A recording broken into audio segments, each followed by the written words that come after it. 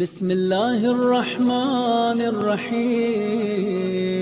مقصد بتایا گیا ہے، زیارت وارثہ اٹھا کے دیکھیں، زیارت عاشورہ اٹھا کر دیکھیں، کیا فرمایا؟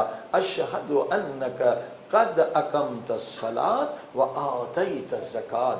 مولا ایک مقصد آپ کا یہ ہے کہ نماز قائم ہو جائے اور زکوٰۃ قائم ہو جائے۔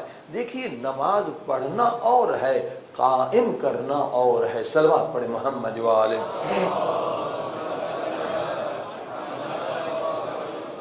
کیونکہ ہمارا موضوع بھی نماز پہ چل رہا تھا کہ نماز کے ذریعے سے معنویت بڑھتی ہے۔ مقصد مولا حسین کیا ہے؟ نماز پڑھنا اور ہے، قائم کرنا اور ہے۔ قرآن نے یہی کہا اقیم الصلاۃ، نماز قائم کرو۔ اور مقصد حسین یہ ہے کہ نماز قائم ہو جائے، زکوٰۃ قائم ہو جائے۔ قائم ہونا کیا ہے؟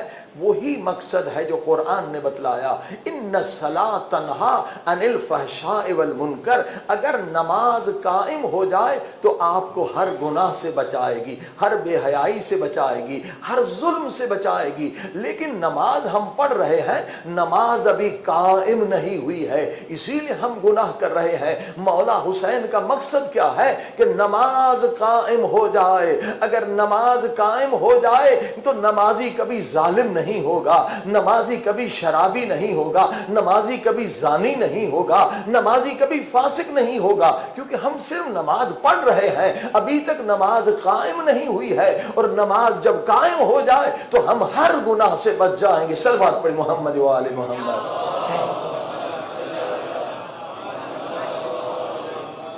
نماز جب قائم ہو جائے گی ہمارے اندر اسپریچولیٹی پاور آ جائے گی، اور یہ پاور ہمیں ہر گناہ سے بچا لے گا، ہر بے حیائی سے۔ نماز قائم کیسے ہوگی؟ آپ مسلسل سن رہے ہیں، ہم جب توجہ سے پڑھیں گے، فوکس سے پڑھیں گے، معنی کو سمجھ کے پڑھیں گے، اور یہ سمجھیں گے یہ ہمارے زندگی کی آخری نماز ہے، یعنی 2 رکعت نماز میں ادھر ادھر کا خیال نہ آئے۔ بس کیا بات یہاں ختم ہو گئی؟ نہیں، اس کے آگے یہ ہے کہ یہی خیال آپ نے جو کنٹرول کیا نماز میں کہ آپ خدا کی دربار میں ہیں۔ بھئی مسجد میں بھی خدا کی دربار ہے، امام بارگاہ میں بھی خدا کی دربار ہے، بازار میں جاتے ہیں وہاں بھی خدا کی دربار ہے، آفس میں آپ کام رہے وہاں بھی خدا دیکھ رہا ہے۔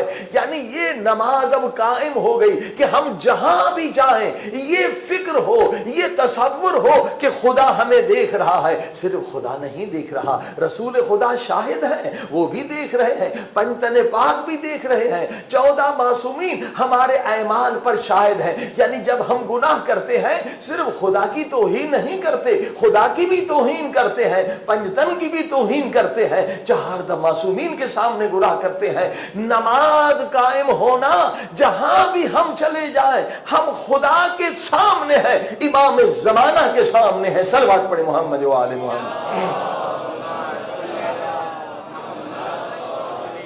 یہ ہے نماز قائم کرنا، جسے ہم اپنی زبان میں، اخلاق میں، عرفان میں کہتے ہیں مراقبہ۔ اے انسان، اگر مراقبہ تیرے اندر آ جائے معنویت ہزاروں لاکھوں مرتبہ بڑھ جائے گی۔ مراقبہ، یا انسان غافل ہے یا انسان اللہ کے ذکر میں مشغول ہے۔ نماز قائم ہونا یعنی ہمیشہ ذکر خدا میں رہیں۔ ضروری نہیں کہ زبان ہلے، لیکن خیال یہی رہے کہ میں خدا کی دربار میں ہوں، تو آپ ذکر خدا میں ہیں، آپ دائم الذکر میں مشغول رہیں۔ عزیزان گرامی، جب انسان ہمیشہ خود کو خدا کی دربار میں سمجھے گا تو با ادب ہو جائے گا، بے ادبی نہیں کرے گا۔ گناہ بے ادبی ہے، ظلم بے ادبی ہے۔ صلوات پڑھیں محمد و آل محمد۔